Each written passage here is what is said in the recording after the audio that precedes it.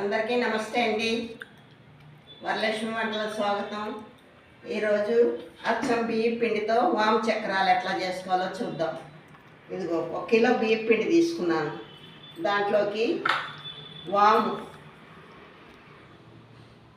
తీసుకొని కొంచెం వాము ఎక్కువే వేసుకోవాలి. తర్వాత కారం, పచ్చికారం, ఇది కారం 2 స్పూన్లు కారం వేసుకున్నాను.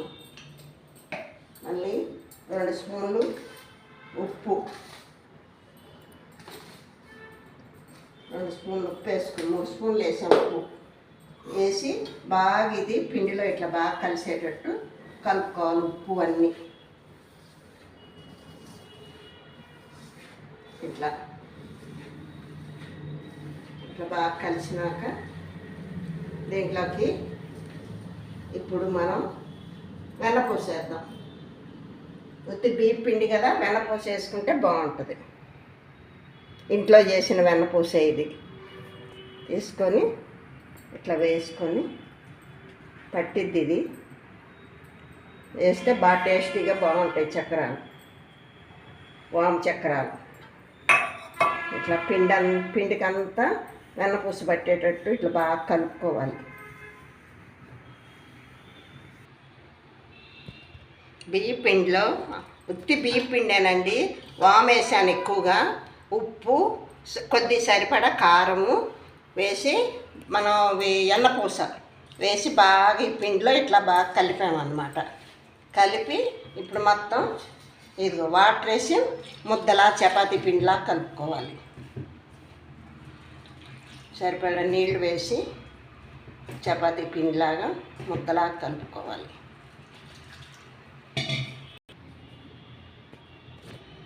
ఇదిగోండి పిండి ఇట్లా బాగా ముద్దలాగా చపాతీ పిండిలాగా కలిపాను. చేతికి కూడా అంటుకోవట్లా, చూసారా? వెన్నపూసేసాం కదా, చేతికి కూడా అంటుకోవట్లా.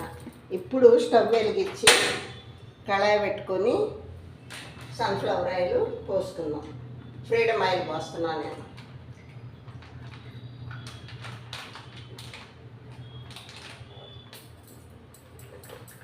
ఆయిల్ వేడెక్కిన తర్వాత మనం ఈ చక్రాల గిద్దలో పెట్టుకొని ఒత్తుకుందాం.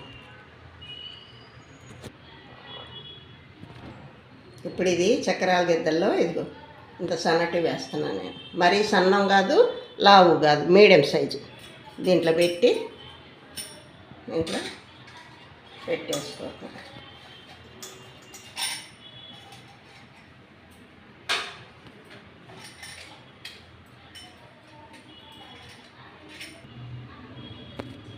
ఇప్పుడు కొంచెం చేతి అడి చేసుకుంటా పిండి ఇట్లా కొద్దిగా తీసుకొని ఇట్లా ముద్దలా చేసుకొని,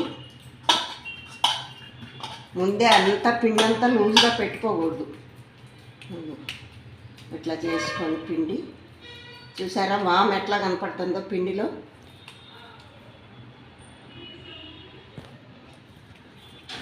వాము టేస్టే ఈ చక్రాలకి. ఇట్లా పెట్టి చిన్నపిల్లలు బాగా చక్కగా ఇష్టంగా తింటారు. పెట్టచ్చు కూడా, ఎందుకంటే వాము ఉత్తి బియ్యం పిండే కాబట్టి వెన్నపూస వేసాము, బాగా టేస్టీగా ఉంటాయి. ఇట్లా దీని నిండా ఇట్లా పెట్టుకొని మనం ఇప్పుడు ఇది ఇట్లా క్లోజ్ చేయాలి. ఈ చక్రాల గిద్దల్ని గన్ షాట్ అంటారు. ఇప్పుడు మనకి నూనె కాగిందో లేదో ముందు ఫస్ట్ చూసుకుందాం. కాగింది నూనె, ఇప్పుడు వేసేయచ్చు. ఇది ఇట్లా నొక్కుంటా ఇట్లా ఒకసారి పెట్టుకుంటే రెండో.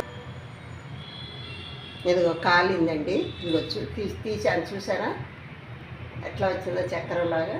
ఇది కొద్దిగా నూనె ఏదన్నా ఉంటే వడిలిపోద్ది. తర్వాత మనం దాంట్లో వేసుకుందాం. ఇప్పుడు మళ్ళీ ఇంకో చక్కెర ముక్క.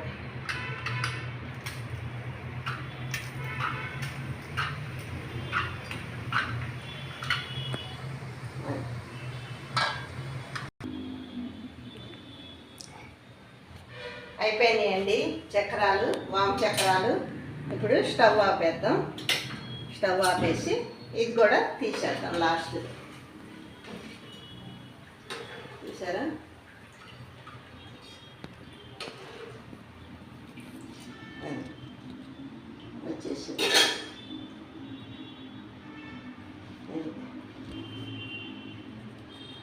నూనె కూడా వేసలా, చూసారా? పోసిన నూనె పోసినట్లే ఉంది.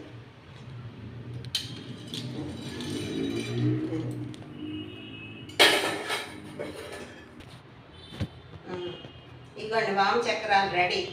బియ్యం పిండితో వాము వేసి కొద్ది కారం, 2 స్పూన్లు కారము, ఉప్పు, వెన్నపూస వేసి కలిపి పిండి.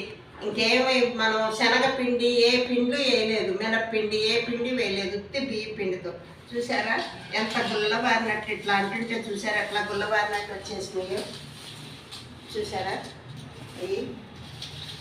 ఇవ్వండి, కరకరలాడుతూ వస్తున్నాయి, బాగా వచ్చినాయి చక్రాలు.